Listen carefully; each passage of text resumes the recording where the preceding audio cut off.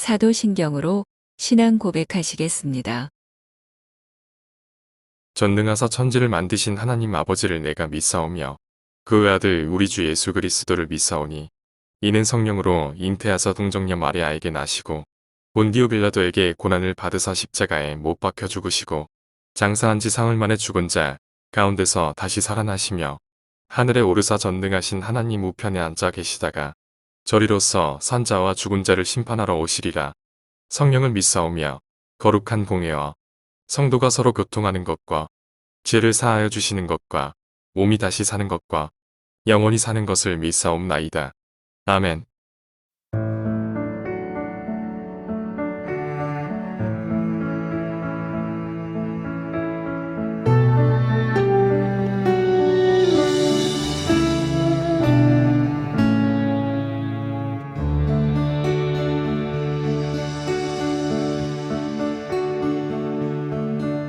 주 선한 능력으로 안으시네. 그 크신 팔로 날 붙드시네. 절망 속에도 흔들리지 않고 사랑하는 주 얼굴 구하리. 주 선한 능력으로 주 선한 능력으로 안으시네. 그 크신 팔로 날 붙드시네. 절망 속에도 흔들리지 않고 사랑하는 주 얼굴 구하리. 선한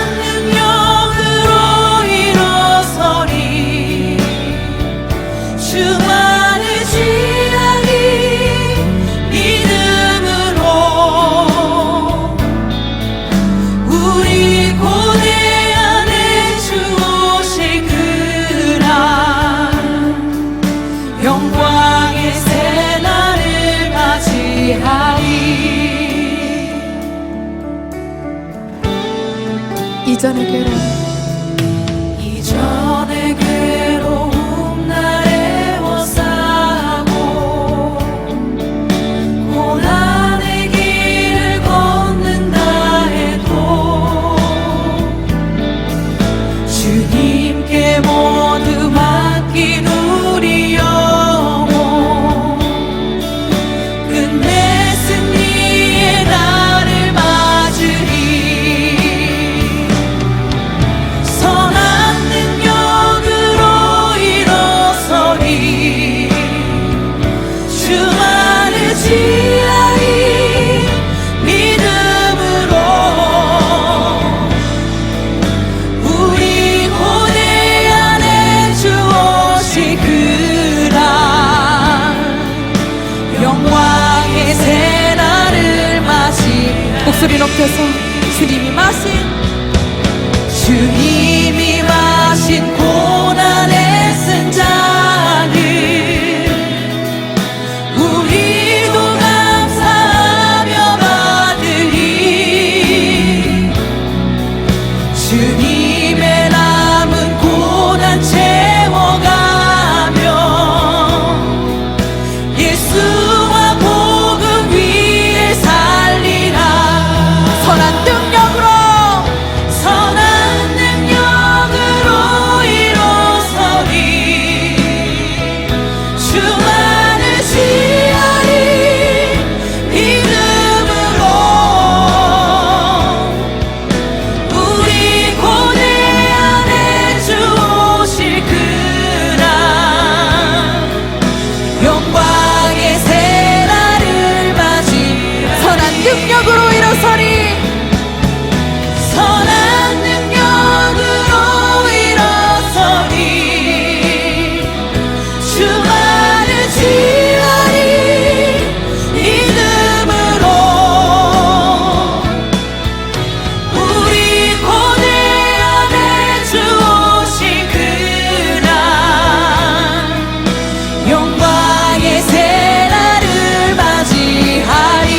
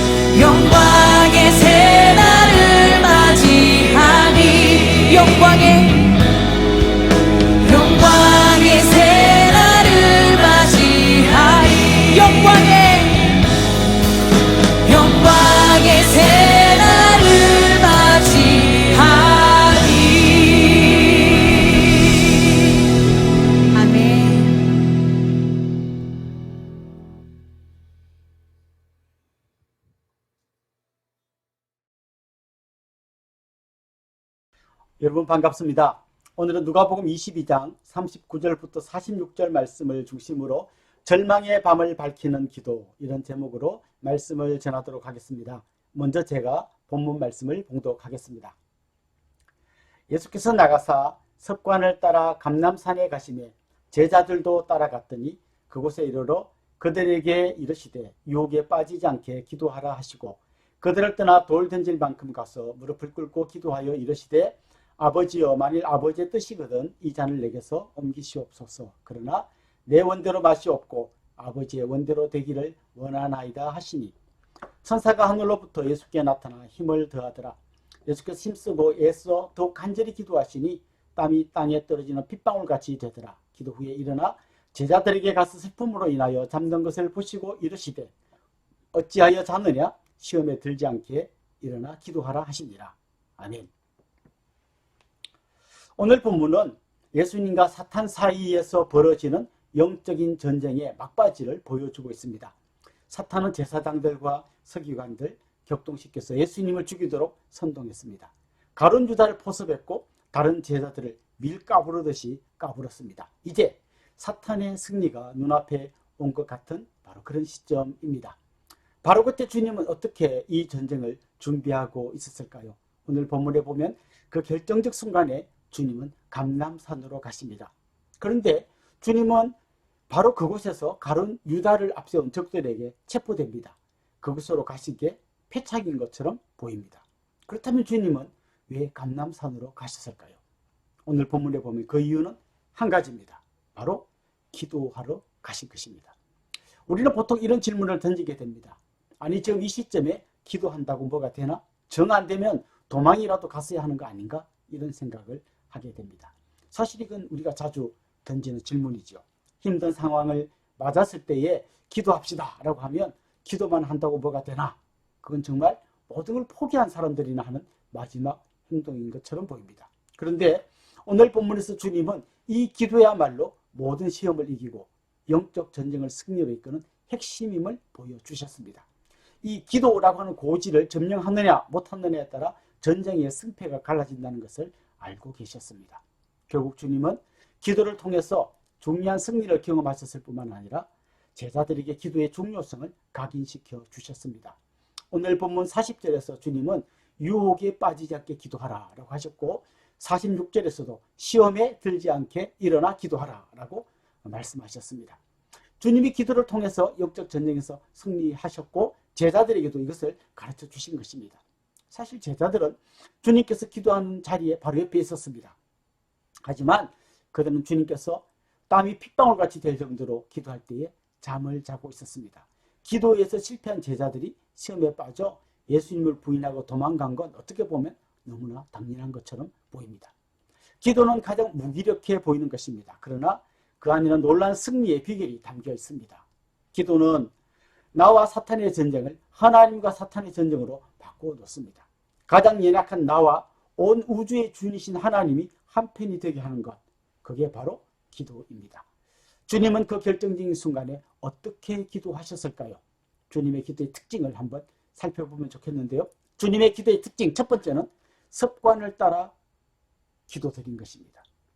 39절에 보면 주님은 습관을 따라 감람산에 가셔서 기도하셨다고 말씀하고 있습니다. 주님께서 위기를 맞아 갑자기 궁여지책으로 기도하신 게 아니라 늘 그렇게 기도해 오셨다는 것입니다. 주님은 인생에서 중요한 사건이 있을 때마다 기도하셨습니다.